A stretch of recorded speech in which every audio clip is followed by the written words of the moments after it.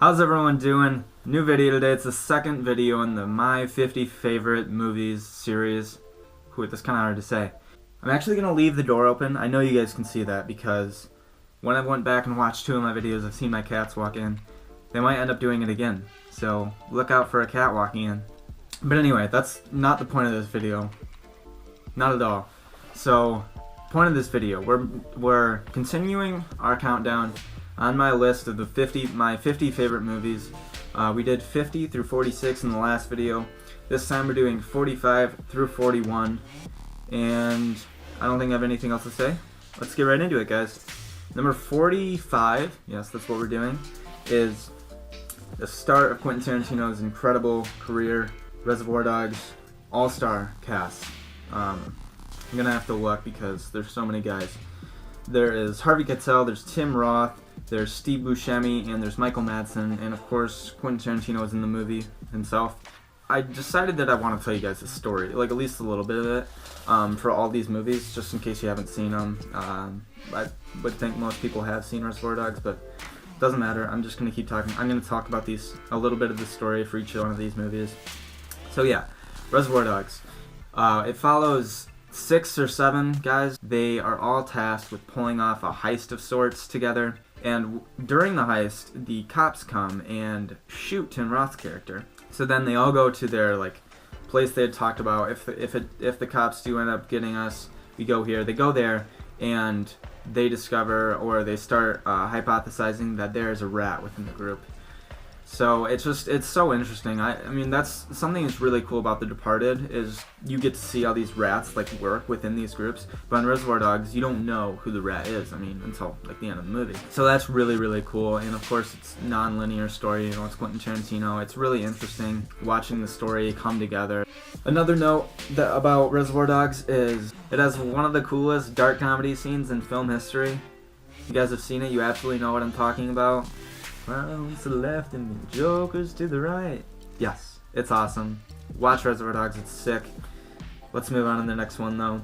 44, I don't have the Blu-ray for, but it features Leonardo DiCaprio, Tom Hanks, and it's directed by Steven Spielberg. So, 3 true giants and 3 of the best of the modern film era. It's Catch Me If You Can. Not Steven Spielberg's best, of course he has done better, Leo's done better, Tom Hanks has done better, but it's still super entertaining. That's what this movie is. It's super entertaining. It's basically just a chase movie throughout the whole time. Oh wait, I said I was going to talk about the story. In case you guys haven't seen it, I'll tell you what Catch Me If You Can's about. Leonardo DiCaprio plays Frank Abagnale, who is a master bullshitter. He impersonates a pilot, a doctor, and a lawyer, and he is in high school. So, and then he also frauds checks, and he takes $2 million.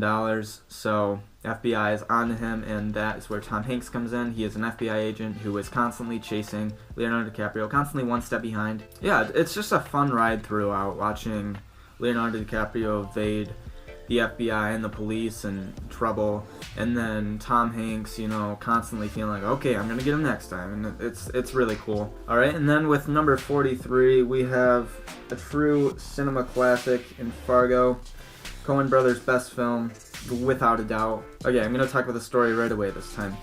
So William H. Macy's in this movie, and his wife's father is loaded, and William H. Macy needs money for something. Can't remember what it is. So he comes up with the ingenious plan that he's going to hire 2 people, Steve Buscemi being one of them, to kidnap his wife and hold her for ransom. And then the father will pay the ransom, of course. Something crazy, $100,000 or, I don't know, some high number. And William H. Macy's going to take a cut of it and give it to Steve Buscemi and the other kidnapper. As it usually goes when someone wants their wife to be kidnapped and get ransom money for her, the plan doesn't work for obvious reasons. And yeah, I'm not going to talk about the story anymore because you guys need to watch it. But Frances McDormand's in this movie. She won an Oscar for this movie, Best Lead Actress. Totally deserving. She's awesome. She's awesome. Really cool part about this movie is the use of the Minnesota accent. There's this one scene where Frances McDormand's about to barf, and she bends down, and then her partner goes, "Oh, you okay?" And then she goes, "Oh, I just think I'm gonna barf." And then he goes, "Jeez." It's just so funny, you know. That's just basic.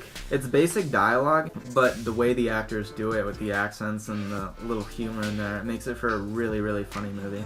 And then number 42, we have my second favorite movie of 2015.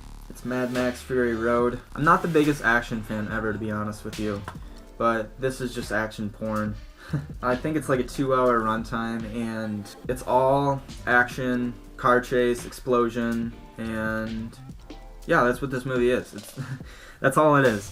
But the action caught on screen, it's gotta be some of the best, like, of all time. No joke, this is some of the best action ever put on screen. The shots George Miller got, the cinematography was amazing, the sound was amazing, but mainly, the shots George Miller got, great directing. I honestly don't know how he filmed some parts of this movie. I don't know. I mean, it looks so crazy. Something Mad Max Fury Road constantly gets knocked for is its lack of plot and character development. But it's a really overblown thing about this movie, because, I mean, I thought it was interesting, you know, with the plot, with Immortan Joe basically ruling over all these people because he has water, and how he uses all these women for making children, and then Furiosa's rebellion, and then Max escaping and then helping Furiosa and trying to get to the green place. Like, the plot is good for what this movie is, because this movie is just an action movie, and give it credit because it's some of the best action ever. And then with number 41, we have my favorite Denis Villeneuve movie. Yes, I love Enemy and Arrival, and Sicario is good, but this is my favorite. This is what started the love affair with Denis Villeneuve. He's such an awesome director. I'm so happy he got nominated for Arrival. Oh, it's Hugh Jackman. He's our protagonist. Him and his family, they go over to Terrence Howard's house. Hugh Jackman's daughter and Terrence Howard's daughter actually get kidnapped. We don't know who it is. Mystery movies can work really well sometimes, and this is a great example of a mystery movie working. What mystery movies are supposed to do is make you question yourself the whole time. You know, oh, did this person do it? No, this person did it. And then just constantly flip your opinion, and that's what Prisoners does really well. The coolest thing about Prisoners is taking this journey with Hugh Jackman's character, watching the development of him, just as a normal dad, and his just kind of downward path he goes on throughout this movie, because Hugh Jackman, he's a loving father. He's gonna do whatever he needs to do to find his daughter and to get his daughter back. But I implore you, watch Prisoners. It's incredible. It's my favorite Hugh Jackman performance, to be honest with you. And Jake Gyllenhaal. I didn't even mention him. He's super good in this movie. I mean, Jake Gyllenhaal doesn't even need to be said over his last 5 to 10 years how good he's been. Really pissed me off back in 2013 that he didn't get nominated for this movie for supporting actor. Also pissed me off for Nightcrawler, but we'll talk about that another time. Yeah, so that is Prisoners. Denis Villeneuve is badass. Yeah, that's gonna do it for the video because we're at 41. Next video is 40 to 36. We're getting up to those really, really elite movies, and I'm excited to talk about them with you guys. I'll see you in the next one, guys. 40 to 36. Bye.